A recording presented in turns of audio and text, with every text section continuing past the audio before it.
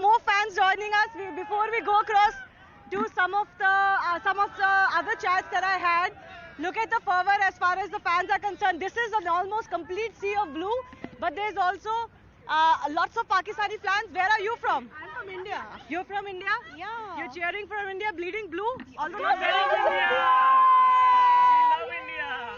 Some Pakistani fans are also here. Are you confident? Thank you. What do you think about the match today? We win. Really? Okay. Let's see if Pakistan wins. Yeah, inshallah Pakistan will win. कौन होगा आपका player कौन होगा? Babar Azam for sure. Babar Azam, Babar शेर. और अगर Babar Azam fail हो गए तो फिर पाकिस्तान साइड फेल हो जाती है. नहीं, फिर भी इंशाल्लाह जीतेगा. चलिए. Virat Kohli. India! India! You see that lots of fans are making their way. They don't want to stop anymore because time is almost there for the match to begin. But lots of people extremely excited. India! All right. So there's good camaraderie between the fans also. Like we were discussing earlier, it's not as hostile as it used to be at one point of time. I spoke to former India cricketer Deep Das Gupta also earlier about this match and lots more. Listen in. So the big match is upon us. I have with me former India cricketer Deep Das Gupta joining me. Deep, how excited are you personally to see this clash? Because it's almost a year since we lost to them in the World Cup, and we all want to see how India will respond. Absolutely, and obviously the last game that you mentioned changed a lot of things for India, their approach towards T20 cricket. So I'm extremely excited to see with that brand of cricket, the new brand of cricket that India is playing under Rohit Sharma, how effective is that, even though obviously both the sides would be missing out a couple of their key players. But having said that, definitely exciting. Obviously India-Pakistan is always exciting, but also to figure out whether the change of approach will account for the change in the result as well. So Rohit Sharma was saying in his pre-game press conference that we want to try everything. We don't want to shy away from trying anything. Even if it works, if it doesn't work, we are not afraid of that failure. And we want to try every combination, what works, what doesn't work, so that by the time the World Cup comes, we know where we are. You think that trial and error is working for India? See, as far as I kind of agree with him, because end of the day, the bigger picture is the World Cup, and you're preparing. This is kind of a path to that as well. So I completely agree with him on that. But having said that, you also got to win games in the process, because that you kind of get into the right mindset, the winning way, so to say.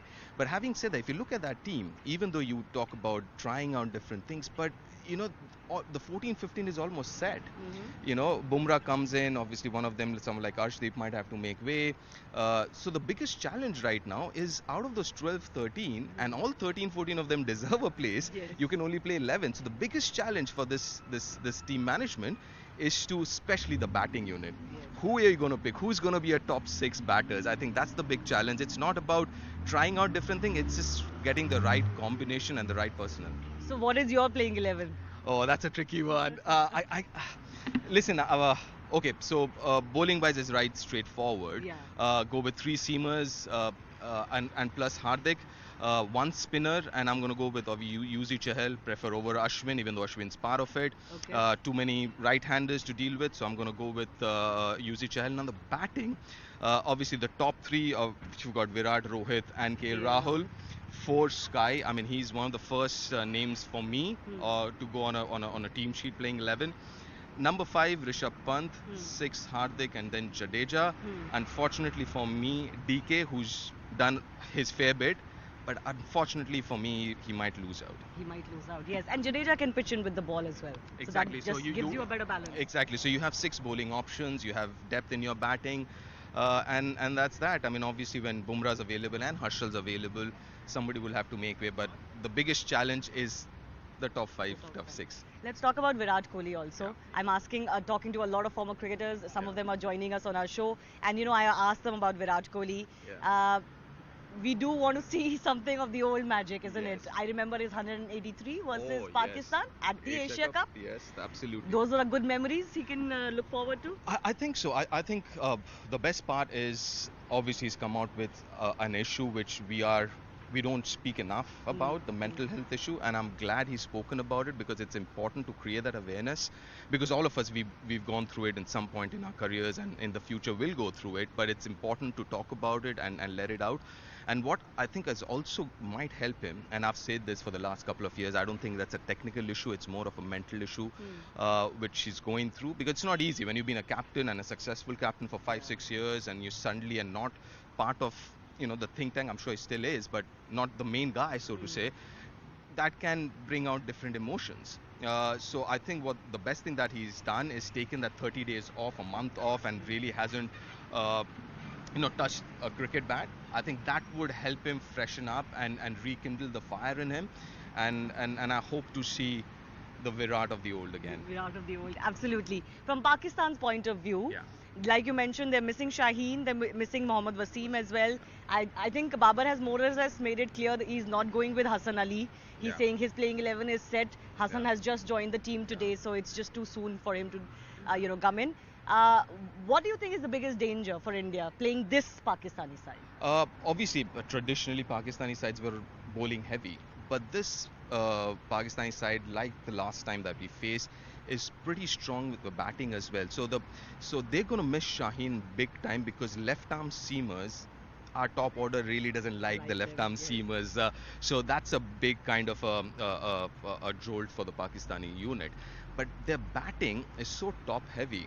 Fakhar Zaman, Babar Azam, Mohammad Rizwan, and you look at the middle order, they've got some really young talented guys. Asif Ali is very good, Haider Ali is very good, but then there isn't enough experience there, so they're going to miss out. Obviously the experience, people like Shoaib Malik and all are not part of it anymore.